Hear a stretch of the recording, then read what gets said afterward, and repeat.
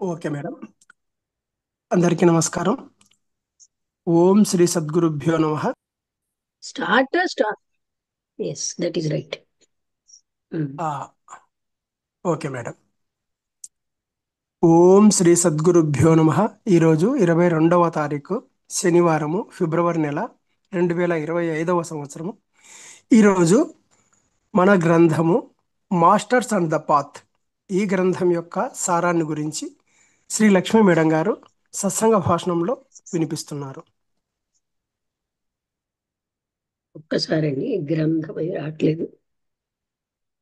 Masters and path వచ్చింది, అదే వచ్చింది.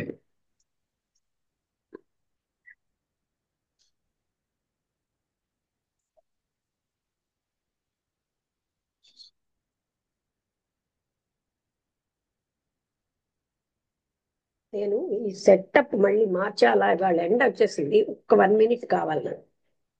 నేనేమో ఎండ రాదనుకుని ఇక్కడ కూర్చుంటే ఎండ వచ్చింది. ఒక్క నిమిషం అండి.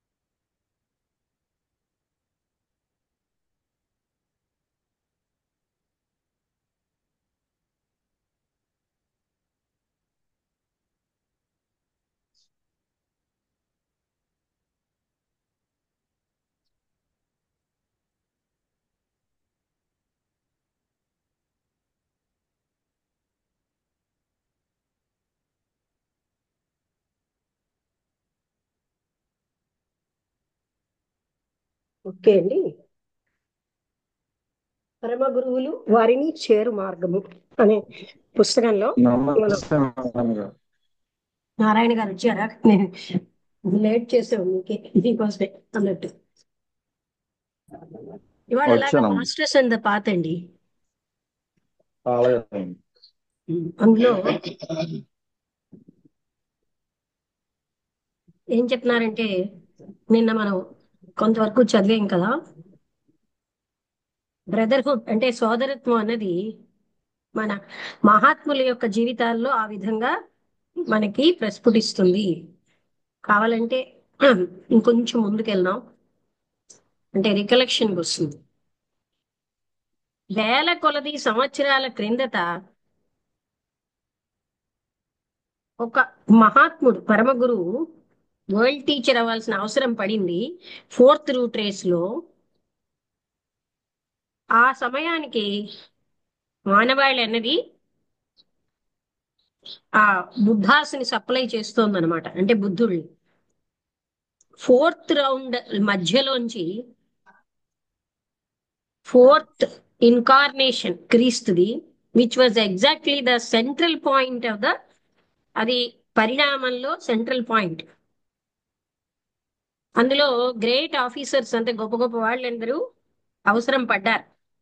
అలాంటి వాళ్ళలో మను అన్నది ఒక పోస్ట్ అండి. వైవస్వత మను ఇప్పుడు ప్రెసెంట్ రూలింగ్ మను. సో ఎందరో మనువులు, వరల్డ్ టీచర్స్, జగద్గురువులు, ఇంకా ఎంతో మంది అవసరం పడ్డారు. వాళ్ళకి సప్లై చేశారు మానవాళ్ళంతటికీ అభివృద్ధి చెందడానికి. అంటే వాళ్ళ చైన్స్ అంటే అది ఒక్కొక్క దాంట్లోంచి పైకి రావడానికి. దానివల్ల ఎంతో అభివృద్ధి అనేది మనం ఇప్పుడు అంటే మనకంటే ఎక్కువగా ఓల్డర్ దాన్ మనకంటే వాళ్ళు ఎక్కువగా అభివృద్ధి చెందారు అంటున్నారు. హ్యావింగ్ ఇన్ దస్, ఆ విధంగా వాళ్ళకి సహాయం అందడం వల్ల మన వరకు వచ్చేసరికి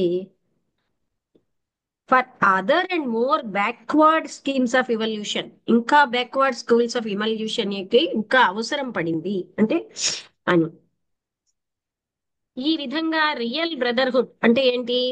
మానవాళి యొక్క శ్రేయస్సు కోసమే మహాత్ములందరూ పనిచేస్తున్నారు. మనం కూడా ఇతరుల శ్రేయస్సు కోసం పని చేసినప్పుడు, అంత నిస్వార్థంగా ఉన్నప్పుడు వాళ్ళు మనని ఒక పనిముట్టుగా వాడుకొని మన ద్వారా మానవాళంతటికీ శక్తిని మనం ఉంచుకోవడానికి కాదు, జ్ఞానాన్ని, ఆనందాన్ని సప్లై చేస్తారు.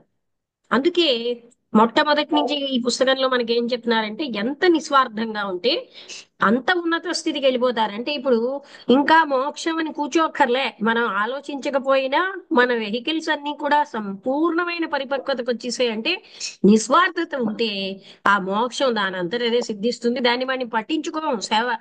మానవాళి సేవలో ఆ మోక్షం వచ్చిందా లేదా అవి ఏమక్కర్లే, మనం ఎలాగా అది అందులో లిబరేట్ అయిపోతాం సహజంగానే. ఇది బ్రదర్హుడ్ ఆఫ్ హ్యుమానిటీవే కాదు గాని కేవలం కాదు. ఈ విధంగా అంటే ఎన్నో చైన్స్, ఒక చైన్ నుంచి మరొక చైన్ కి అలా మనం వస్తున్నాం. All the chains in the solar system అంటే కేవలంగా ఇక్కడ భూమి మీద ఉన్న ఒక్కటే కాదు, ఎన్నో రకాలైనటువంటి ఇలాంటి రౌండ్స్ ఎన్నో చోట్ల ఈ సోలార్ సిస్టమ్ లో ఉన్నాయి.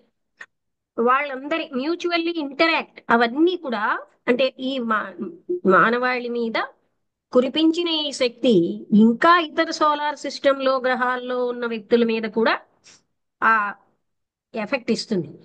ఒక్కొక్కళ్ళకి ఒకళ్ళ నుంచి ఒకళ్ళకి సహాయం అందుతుంది. దానికి డైరెక్ట్ గా మనకేమీ proof, solar systems give assistance to each other. ఈ సోలార్ సిస్టమ్స్ ఒకదాని నుంచి ఒకరికి పరస్పరము సహాయం చేస్తున్నాయి అనడానికి ప్రూఫ్లు ఏమి బయట నుంచి లేవు, కానీ ఇది నిశ్చయం, దట్ ఈస్ అది జరుగుతోంది. అట్లీస్ట్ అంతటి నేను విజిటర్స్ ఫ్రమ్ అదర్ సిస్టమ్స్ అంటే ఇతర సిస్టమ్స్ లోంచి వచ్చిన వ్యక్తులు నేను చూశాను. ఐ హావ్ సెడ్ బిఫోర్, నేను ఇంతకు ముందు కూడా చెప్పాను. ఇంకా ఏం నోటీస్ అంటే లెగ్ బీటర్ గారు చెప్తున్నారు, వాళ్ళు కేవలంగా వాళ్ళ ఆనందం కోసమే ట్రావెల్ చేయట్లేదు. వాళ్ళు ఏంటంటే మన సిస్టంలో ఒక మంచి లక్ష్యంతో వస్తున్నారు.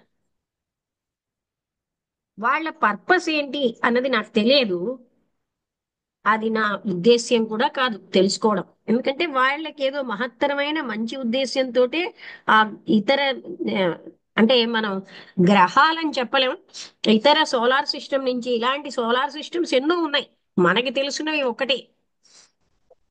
అలాంటి వాళ్ళని నేను చూసేను, కానీ వాళ్ళు ఎందుకు, వాళ్ళ బిజినెస్ ఏమిటి అనేది నేను తెలుసుకోవాల్సిన అవసరం లేదు అన్నారు.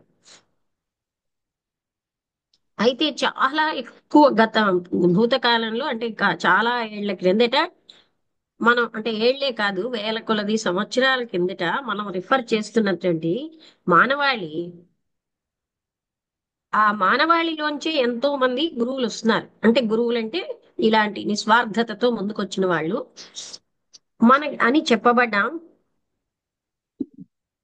ఎవరు కూడా ఇన్కరింగ్ ఆఫ్ సో ట్రెమెండస్ ఎరస్, అంత పెద్ద బాధ్యతని తీసుకునేటటువంటి వాళ్ళుగా ఎందరో గురువులు వచ్చినా ఆ స్థితికి రావటం లేదు. అంటే ఏంటి, ఎంత నిస్వార్థత ఉంటేనే వాళ్ళు అంత ఉన్నత స్థితికి వెళ్తారు. అంత రెస్పాన్సిబిలిటీ తీసుకునే బాధ్యత ఉన్న వాళ్ళు రాలేదు. మానవాళి యొక్క మొదటి ఫలాలు ఈ సమయంలో అక్కల్ట్ డెవలప్మెంట్ అంటే ఏంటి, ఆత్మోన్నతికి అటువంటి సోదరులు అంటే brothers who stood equal in occult development, one being he whom we know call the lord Gautama Buddha.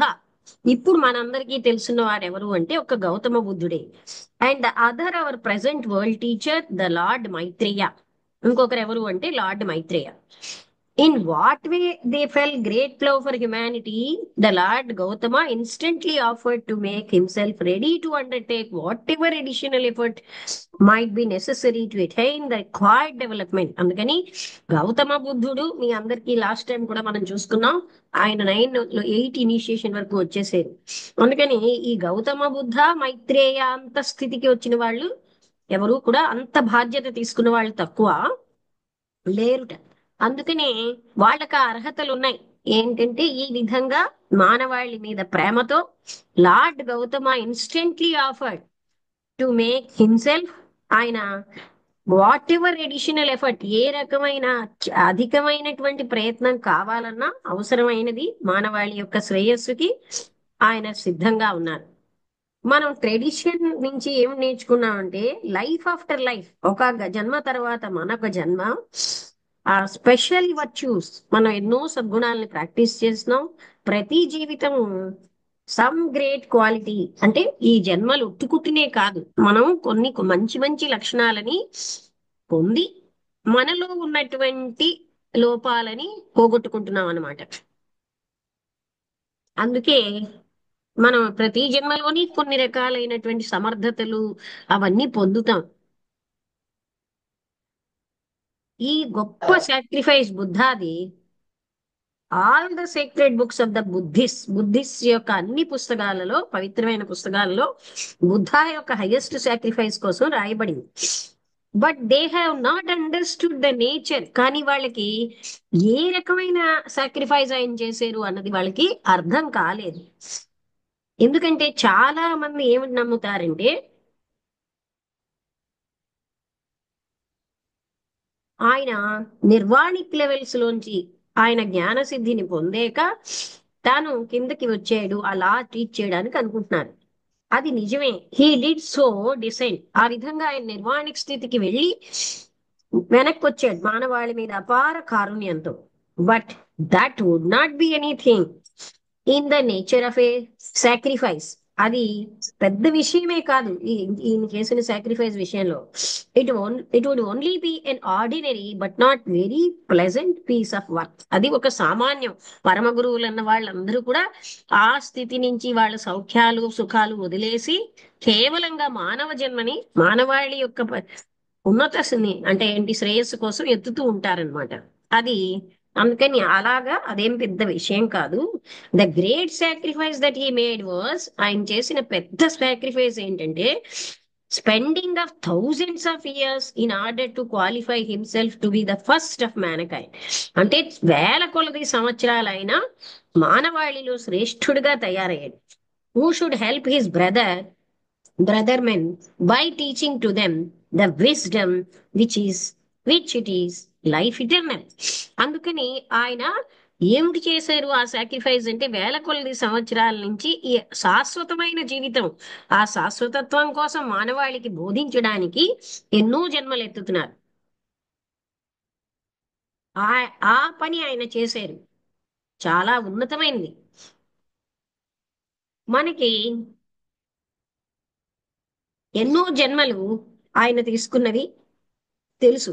బోధిసత్వాగా ఆ సమయంలో there may be many more of which we know nothing. ఇంకా ఎంతమందో ఉన్నారు ఆ జన్మలు మనకు తెలియవు. అంటే మనకి తెలుసున్నది ఒక్కటే గాని మన ఇంకా ఎన్నో వేల జన్మలు ఆయన ఎత్తాడు. అంటే ఇలా మానవాళికి సహాయం చేయడానికి ఆయన వ్యాసుడుగా ప్రత్యక్షమయ్యాడు. యాన్షియంట్ ఈజిప్ట్ లో హెర్మెస్ గా వచ్చాడు. అలాగే థ్రైస్ గ్రేటెస్ట్ గా వచ్చాడు. Who was called the father of all wisdom. ఎవరైతే విజ్డమ్ అంతటికి ఫాదర్ అన్నారో ఆయనగా వచ్చారు. He was the first of the 29 జొరాస్టర్స్. జొరాస్టర్స్ ఆ ఈలో 29 మంది జొరాస్టర్స్ గా ఆయన వచ్చాడు. The teachers of the religion of the fire. అంటే ఈ జొరాస్ట్రియన్ అన్నది అగ్నిని పూజిస్తారు, అందుకని రిలీజన్ ఆఫ్ ద ఫైర్ అంటారు. స్టిల్ లేటర్, ఇంకా తర్వాత గ్రీక్స్ లో ఆర్ఫియస్ గా వచ్చాడు. ఆయన వాళ్ళకి బోధించాడు. అంటే వచ్చి మ్యూజిక్ అండ్ ఆఫ్ సాంగ్, అంటే పాట మ్యూజిక్ కూడా బోధించాడు. Finally he took his last birth in the north of India. ఆయన ఉత్తర భారతదేశంలో చివరి జన్మ తీసుకున్నాడు ఇప్పటి వరకు. And wandered up and down the Ganges valley for 540 years, 540 సంవత్సరాల పాటు preaching his law and drawing round himself all those who in previous lives had been his pupils. అందుకనే వాళ్ళ మనం అందరం ఇది ఇష్టంగా వింటున్నామంటే మనం ప్రీవియస్ లైఫ్స్ తో వాళ్ళతో కనెక్షన్ ఉన్న వాళ్ళే.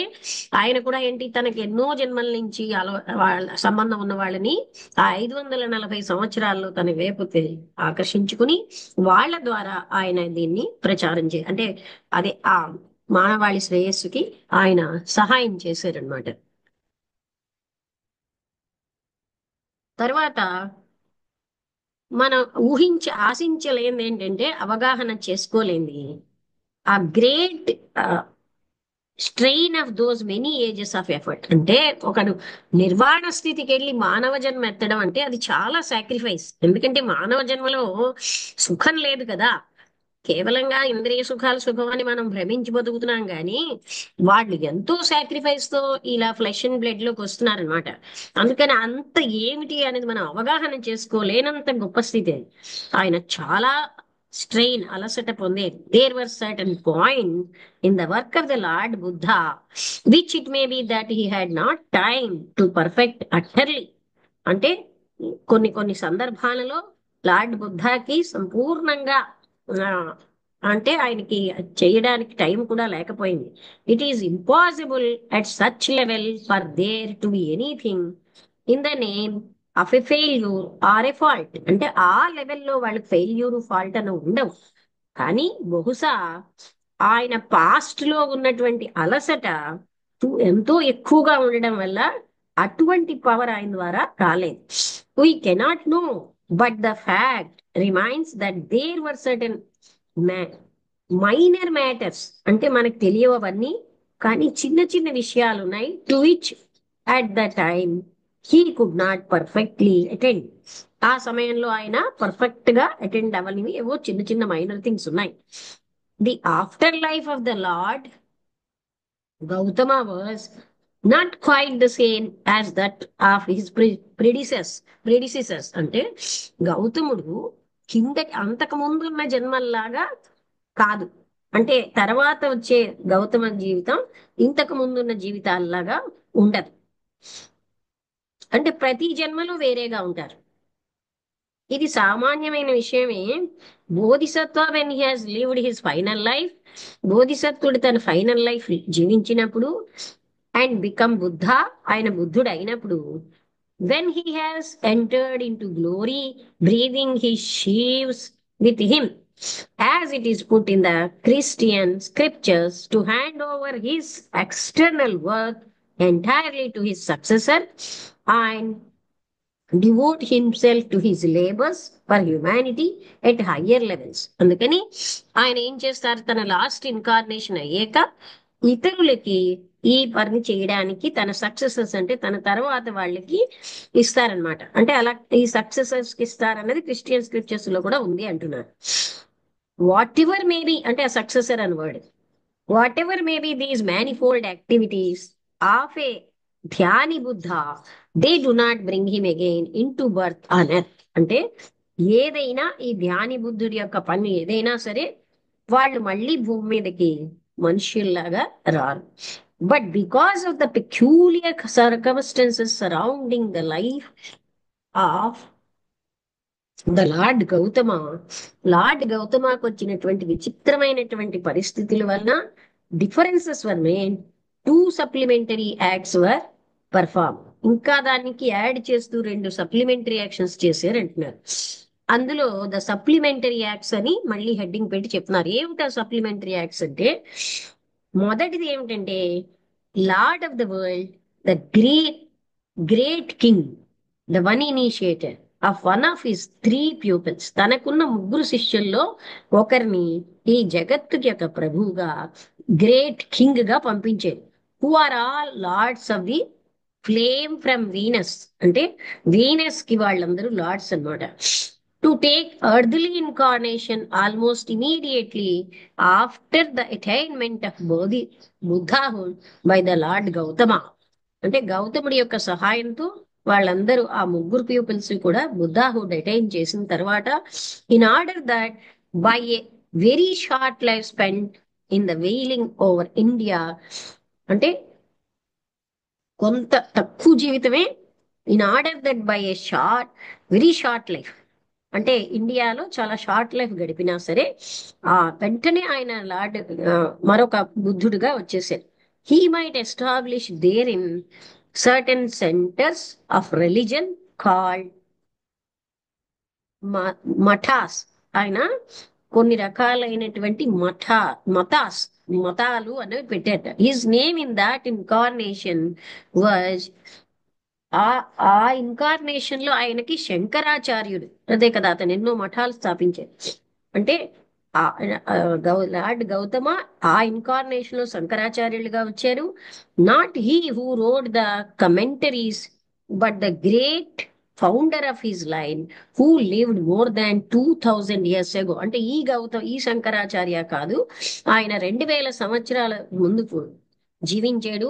ఈ కమెంటరీస్ రాసిన ఆయన కాదు, but the great founder of his line అంటే బహుశా అదే ఆ శంకరాచార్యుడు మనం అనుకుంది ఇప్పుడు. ఎందుకంటే ఇప్పుడు చూడండి, సౌందర్య లహరి ఇవన్నీ రాసినప్పుడు శంకరాచార్య అని పెడతారు. ఆ శంకరాచార్య ఎవరంటే ఆ శంకరుడు కాదు, అద్వైతం చెప్పిన శంకరాచార్యులు రాసింది కాదు అది. అదేంటంటే ఆ శంకరాచార్య పీఠంలో ఎవరున్నా శంకరాచార్య అని రాసుకుంటారు. అదే అన్నమాట. Shri Shankaracharya founded a certain school of Hindu philosophy. ఆయన ఒక దాన్ని స్థాపించారు, Hindu philosophy. Received Hinduism to a large extent, sorry, revived Hinduism. Hinduism ని చాలా ఎక్కువగా ఆయన ఉద్ధరించారు. Putting new life into its forms and gathering together many of the teachings of the Buddha. అంటే బుద్ధుడి యొక్క ఎన్నో టీచింగ్స్. అందుకే తత్వ విధానంద గారు అనే ఆయన అద్వైతంలో చాలా శిరోమణి లాంటి ఆయన. ఆయన ఏం చెప్పారు, బుద్ధుడి టీచింగు శంకరాచార్యుల టీచింగు ఆల్మోస్ట్ సేమ్ అని ఒక దగ్గర మాట్లాడారు బుద్ధ జయంతి నాడు. అందుకని ఆయన చాలా బుద్ధ టీచింగ్స్ లో చాలా విషయాల్ని ఆ అంటే గ్యాదర్ చేశారు. Hinduism today, though in many ways it may fall short of its high ideal, is a very much more living faith than in the old days before the coming of the Buddha. అంటే ఈ బుద్ధుడు ఈ విధంగా వచ్చిన తర్వాత అంతకు ముందు కంటే హిందూయిజం చాలా ఎక్కువగా, అంటే ఇప్పటికీ ఆ హిందూయిజం అంటే చాలా వేస్ లో అది చాలా ముందుకు వెళ్ళింది. When it had degenerated into a system of formalism. అంటే ఇప్పుడు ఏంటివి ఫార్మాలిజం అంటే మనం ఏవో కొన్ని వీటిల్లోనే డీజనరేట్ అవుతున్నాయి, ఫార్మాలిటీస్ మొదలైన వాటిలో. Shri Shankaracharya was also largely responsible for the disappearance of animal sacrifices. అంటే అంతవరకు ఉన్నటువంటి జంతు బలిని ఆయన చాలా వరకు శంకరాచార్యుడు అంటే నిరోధించాడు అనమాట. డిసపియరెన్స్ అంటే ఆ కాలంలో లేవుట. Although such sacrifices are still offered in India. ఇంకా ఇండియాలో మాత్రం ఆఫర్ చేస్తున్నారు, అంటే మిగతా కంట్రీస్ లో చాలా వరకు తగ్గిపోయింది అనమాట. They are but few. ఆ ఇచ్చేవాళ్ళు కూడా కొంచెం మంది, and those are on a very small scale. వాళ్ళు చాలా తక్కువ మంది ఇంకా యానిమల్ సాక్రిఫైసెస్ చేస్తున్నారు. బిసైడ్స్ హిస్ టీచింగ్ అంటే ఫిజికల్ ప్లేన్ లోనే కాకుండా Shankaracharya occult work in connection with the higher planes of nature. అంటే ప్రకృతిలో హయ్యర్ ప్లేన్స్ లో కూడా ఆయన చాలా పని చేశాడు, which was of considerable importance to the later life of India. అవన్నీ కూడా రాబోయేటటువంటి జీవితానికి భారతదేశంలో ఆయన చేసిన పని ఎంతో సహకరిస్తుంది. అంటే ఇప్పుడు మనకు అర్థమైంది కదండి, మనం వేరు వేరు భావాలతో చూస్తాం, వీళ్ళు వేరు వాళ్ళు వేరని. మాస్టర్స్ అంటే బోధిసత్వుడు శంకరాచార్యులుగా వచ్చారు, బోధిసత్వుడే క్రీస్తుగా వచ్చాడు, క్రీ మైత్రేయ కృష్ణుడిగా వచ్చాడు. ఈ విధంగా ఎక్కడ చూశారు కదా ఇందాకలా 29 జొరాస్ట్రియన్ గురువులుగా కూడా వచ్చారు. అంటే వేల కొలది సంవత్సరాల నుంచి వీళ్ళు జన్మ తీసుకుంటున్నారే గురువులుగా, అంటే ఏ మతంలోనైనా. ఇంకా రెండో సప్లిమెంట్ యాక్ట్ ఏంటంటే లార్డ్ గౌతమ తీసుకున్నది, ఆయన హయ్యర్ వర్క్ తనుగా డివోట్ అవ్వకుండా ఆయన remained sufficiently in touch with his world to be reached by the invocation of his successor when necessary. అంటే తనకి ప్రపంచానికి ఎప్పుడైతే తన యొక్క సక్సెసర్ అంటే తన తర్వాత వాడు పిలుస్తున్నాడో ఆయన వాళ్ళకి ఎక్కువగా అంకితం అయ్యాడు. వెన్ ఎమర్జెన్సీ అంటే చాలా ఎమర్జెన్సీలో, వెన్ నెసెసరీ అవసరమైనప్పుడల్లా ఆయన వీళ్ళకి వచ్చేవాడు. అందువల్ల ఏంటంటే ఆయన సలహా అండ్ సహాయం ఇన్ ఎనీ గ్రేట్ ఎమర్జెన్సీ, ఇప్పటికీ ఎంతో గ్రేట్ ఎమర్జెన్సీలో అది వస్తూనే ఉంటుంది.